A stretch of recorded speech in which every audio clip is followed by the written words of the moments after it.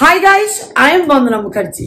তো আজকের ব্লগটা চালু করছি। এখন ঘড়িতে বাজে 6:10 এখনো হয়নি, হতে যাচ্ছে। এই দেখো, তো এখন খাবো চা। আর এখন একটু গরম গরম ভাব পড়ে গেছে, সেজন্য আর 5টার সময় চাটা খাওয়া যাচ্ছে না। মনে হচ্ছে আর একটু রোদটা পড়ুক তারপর খাবো। তো উঠে আগে ফ্রেশ হলাম, এবারে চা খাবো। রাত্রের ডিউটি তো আছেই। আর তোমাদের হোলির ব্লগটা ভীষণ ভালো লেগেছে প্রত্যেকের। তোমরা প্রচুর কমেন্ট করেছো, ভালো ভালো কমেন্ট, যে এত সুন্দর ডেকোরেশন করেছো, এত সুন্দর মালপোয়া বানালে, গোপালকে মানে গোপালের যে সেলিব্রেশনটা করলে খুবই ভালো লেগেছে প্রত্যেকের। তো থ্যাংক ইউ।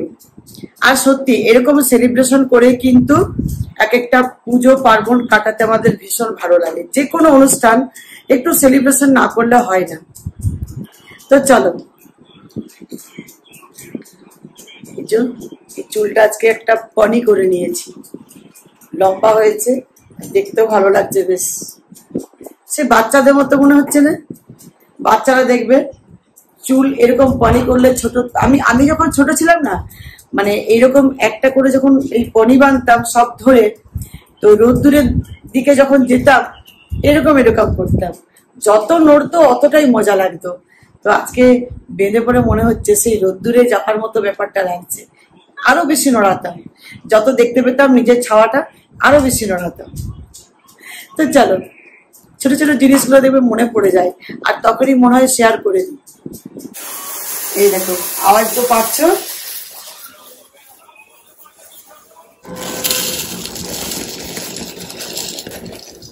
আর এই ভাজা জিরেটা খেতে ভালো লাগে মাঝে মধ্যে চা দিয়ে।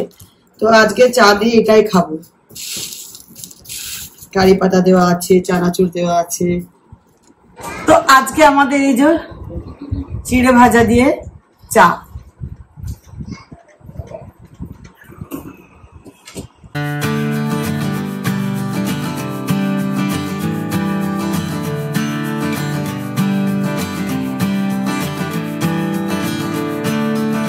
তো বেরো বেরো করার দিন মানে এগিয়ে আসছে, বুঝতে পারছো?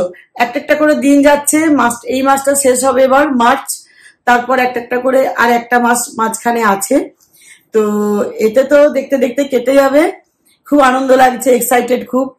তো একটা একটা করে অর্ডার দিচ্ছি। আজকে এলো একটা কসমেটিক ব্যাগ, এটা সকালে এসছে, ভীষণ সুন্দর কালারটা, বিস্কিট কালার, আর খুবই সুন্দর কসমেটিক ব্যাগটা। ভেতরে আমি দেখাচ্ছি তোমার সাথে এটা কেমন দেখতে, কেমন। তো এই দেখো ডিজাইনটা, দেখো কি সুন্দর। এটা এইভাবে খোলে,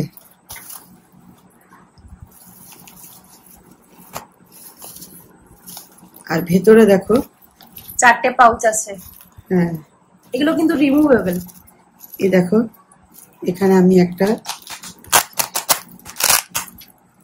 এবার এর মধ্যে মানে এটা যখন নোংরা হয়ে যাবে ওয়াশ করতে পারবে।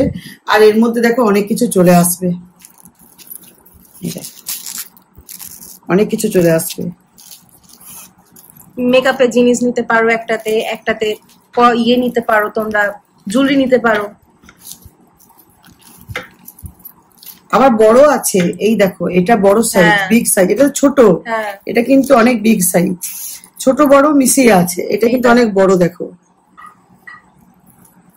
সব একই সাইজ নয়। আমি প্রথমে ভেবেছিলাম একই সাইজ। আইটেমও নিতে পারো। দুটো বড় আছে আর দুটো এক সাইজ ছোট আছে। তো অনেক কিছু মানে এটাতে এসে যাবে। কোয়ালিটিটা খুব ভালো কিন্তু। হ্যাঁ, খুবই সুন্দর কোয়ালিটি, দেখতেও ভীষণ ভালো।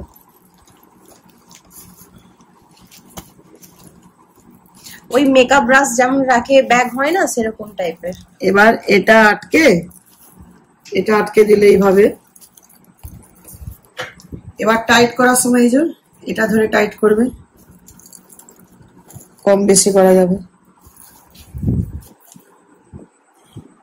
চলো, একটা একটা করে জিনিস আসছে, আর বেরো বেরো যত আসছে এগুলো তত মনে করে দিচ্ছে যে এরপর আমাদের গোছাতে হবে। হ্যাঁ, যাওয়ার দিন খুব কাছে চলে এসেছে। আর এটার দাম হচ্ছে 276 মিশো থেকে। তো আজকে খেতে ইচ্ছে করেছে গাজরের হালুয়া, আর এটা তো খাওয়া দরকারই, কেননা গাজর খুব হেলদি খাবার একটা। তাই গাজরের হালুয়ার জন্য দেখো আজকে নতুন প্রসেসে বানাচ্ছি। তোমরা দেখে থাকবে আমি কড়াই বানাই, আজকে কিন্তু কুকারের মধ্যে, টাইম অনেক কম লাগছে। কুকারে প্রথমে ঘি দিয়েছি, ঘি গরম হলে আমি দিয়ে দিয়েছি গাজর গ্রেট করা। আর গাজরটা যখন গ্রেট করেছিলাম তখন বড় যে ছিদ্রগুলো থাকে গ্রেটারে, সেই বড় ছিদ্র দিয়ে গ্রেট করেছি, তার জন্য দানাগুলো বেশ বড় বড় দেখায়। এবার গাজরটা একটু ভেজে নিয়ে দিয়ে দিলাম দুধ, আর দুধটা দিয়ে একটু ভালো করে নাড়িয়ে নিচ্ছি। তারপর প্রেসারে 2টো সিটি দিয়েছি, 2টো সিটি দেওয়ার পর দেখো এই রকম হয়েছে, দেখতে পাচ্ছ গাজরের জলটা দুধের মধ্যে বেরিয়ে এসছে, অল্প আছে। এখন দিয়ে দেব আমি খোয়া, বেশ অনেকটা পরিমাণে খোয়া দিচ্ছি, কেননা তাহলে গাজরের হালুয়াটা খুব টেস্টি হয়। এবারে দিয়ে দিচ্ছি খোয়ার পর আমি চিনি, চিনি অল্প দিচ্ছি, বেশি না, খুব মিষ্টি হলে গাজর হালুয়া ভালো লাগে না। তারপরে দিয়ে দিলাম কাজু, কিশমিশ আর আলমন্ড। আরও তুমি যা চাও তা কিছু দিতে পারো, বাট এইগুলোই গাজরের হালুয়ার পক্ষে যথেষ্ট।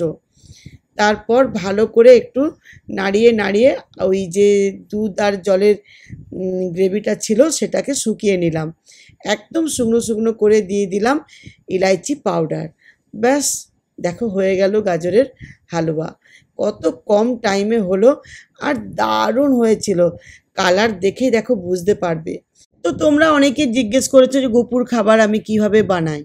তো আমরা তো আমিষ, বুঝতেই পারছো, কিন্তু যখন গোপুর খাবার বানাই কিচেনটাকে পরিষ্কার করে ধুয়ে ধায়ে একেবারে ক্লিন করে নিই।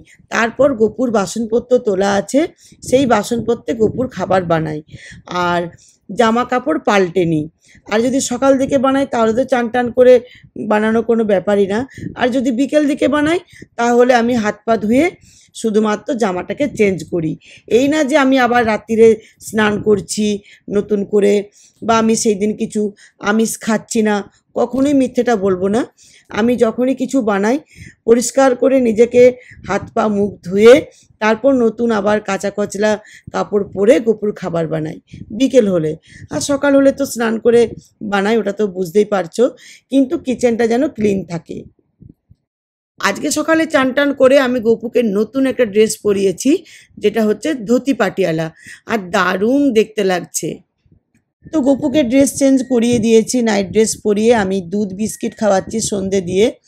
আর গপু হচ্ছে আমার বাচ্চা, আমরা বাচ্চাকে আদর করে গায়ে মাথায় হাত বুলিয়ে কেমন করে খাওয়াই, সেইভাবে গপুকে আমি সেবা করি।